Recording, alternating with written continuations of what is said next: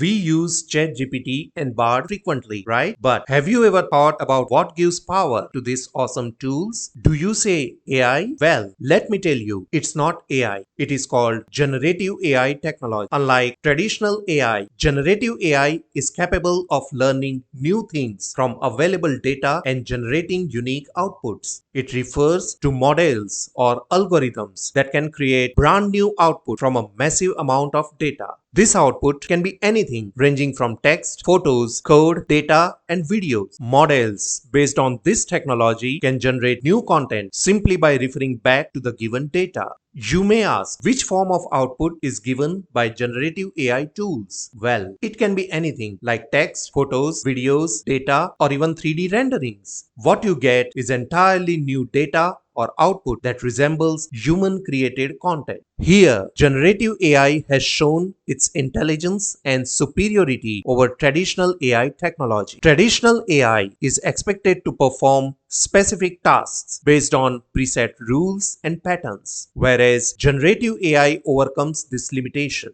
It can create entirely new human-like content. Trust, quality, diversity, and continuous feedback are four pillars of generative AI. GPT-4, ChatGPT, Bard, and Synthesia are some of the best and most powerful generative AI tools. You may think of the future of generative AI, right? Okay. As many as 86% of IT leaders believe that generative AI will play a prominent role in various organizations in the near future. So, next time, whenever you use Bard or ChatGPT, just don't forget the power behind them. Generative AI. At Silicon IT Hub, we integrate the tools or software based on the principles of generative AI. Want to know more? Let's connect. And yes, don't forget to like, share, and follow us. Hit the bell icon to ensure that you don't miss any notifications. That's it for now. See ya.